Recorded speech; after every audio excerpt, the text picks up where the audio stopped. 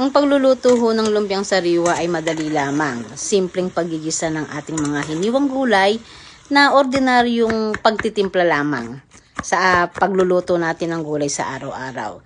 Pero ang pandiin dito ay ang sauce, peanut garlic sauce. Nagpakulo lang ako ng tubig, nilagyan ko ng toyo, oyster sauce, dinikdik na bawang, isang beef cube, dinikdik na mani at hinayaan ko po itong kumulo at nilagyan ko din ito ng brown sugar.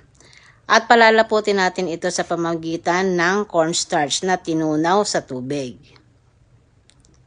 Sa paglalagay po ng pampalapot, habang ibinubuhos yung cornstarch ay sasabayan nyo ng halo para hindi magbuo-buo ang ating sarsa. Medyo malabnaw-labnaw pa kaya dadagdagan pa po natin ito ng kaunting cornstarch para maganda ang lapot at dagdag pa rin ng dinikdik na mani. Ganito po ang hinahanap nating texture, malapot-lapot pero hindi sobrang lapot.